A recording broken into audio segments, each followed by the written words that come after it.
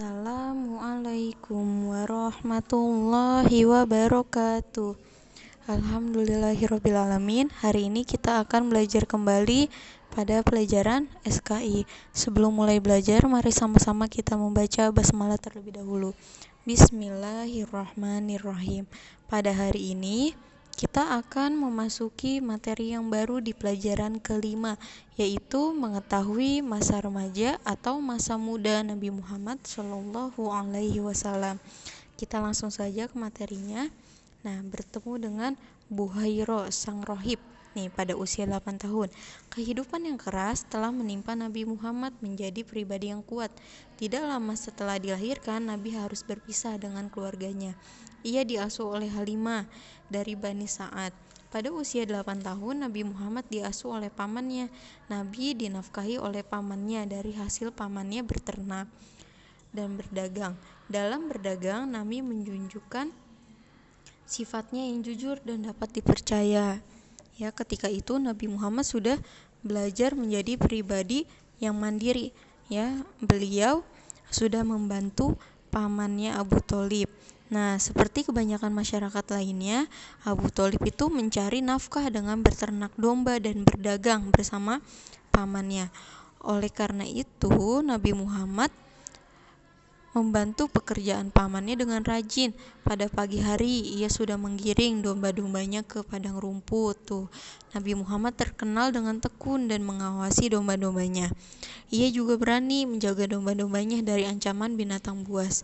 Kehidupan seperti itu melatih kesabaran, keberanian, dan ketekunan Nabi Muhammad.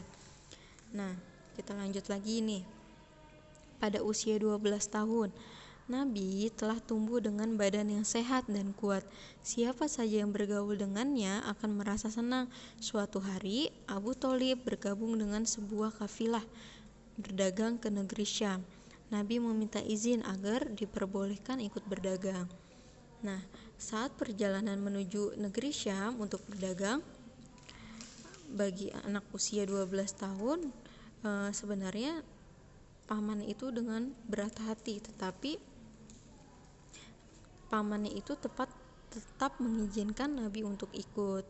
Nah, iringan kafilah Abu Tholib bergerak menuju Syam. Ketika itu, terik matahari sangat menyorot, namun tidak dirasakan oleh Nabi Muhammad karena segumpalan awan di atas kepalanya selalu bergerak menaunginya.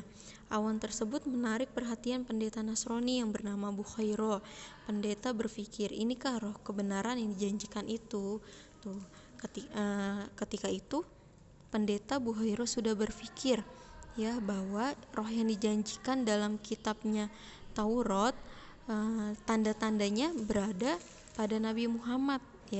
Nabi Muhammad berjalan, lalu segumpal awan menutupinya. Akhirnya tidak kepanasan. Nah, akhirnya Buhairo menghampiri kafilah tersebut dan mengundang mereka makan. Dalam kesempatan itu, berbincang dan berpesan kepada Abu Tholib agar menjaga anak itu dengan baik-baik. Apabila orang Yahudi mengetahui hal tersebut, mereka akan berusaha membunuhnya. Pendeta tersebut berpesan kepada pamannya untuk menjaganya selalu karena tanda-tanda kenabian sudah terlihat di dalam diri Nabi Muhammad. Nah, pendeta tersebut khawatir kalau orang-orang Yahudi mengetahui hal itu, Nabi Muhammad akan dibunuh. Nah, kita lanjut lagi. Ketika Nabi Muhammad mendapatkan gelar Al-Amin yang dapat dipercaya. Nah, suku Quraisy berperang melawan suku Hawazin. Perang tersebut disebut Perang Fazar. Fazar artinya melanggar kesucian. Perang itu terjadi disebabkan suku Hawazin menyerang suku Quraisy pada bulan Zulqa'dah.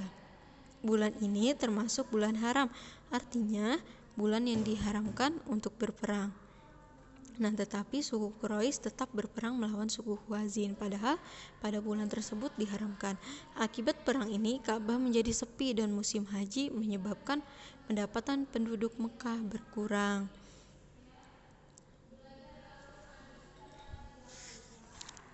Nah, kita lanjut lagi nih. Pada usia 25 tahun. Sebelum itu, pada usia 15 tahun, Nabi mulai terjun berdagang. Beliau terkenal dengan kejujurannya, kata-katanya, amanahnya, dan keluhuran budi pekertinya. Sejak remaja beliau telah menyandang gelar Al-Amin yang dapat dipercaya. Nah, pada usia 25 tahun, Nabi pergi berdagang ke Syam, menjual hasil dagangannya milik Khadijah. Khadijah adalah seorang pelanggang wanita yang terhormat dan kaya raya. Orang-orang Quraisy mempunyai keahlian dalam berdagang. Ketika Khadijah mendengar tentang kejujurannya, keahliannya, kemuliaan akhlak Nabi Muhammad, ia pun akhirnya mengutus pembantunya yang bernama Maisarah untuk menawarkan kerjasama dagangan kepada Nabi Muhammad untuk pergi ke negeri Syam. Dalam berdagang, Nabi Muhammad selalu menjunjung tinggi kejujurannya. Orang-orang pun menjulukinya dengan Nabi dengan gelar Al-Amin, berarti orang yang dapat dipercaya. Nah, hanya sampai situ materi pada hari ini. Kita akhiri dengan hamdalah bersama-sama. Alhamdulillahirabbil alamin. Nah, cukup sekian pembelajarannya. Miss akhiri juga dengan wassalamualaikum warahmatullahi wabarakatuh.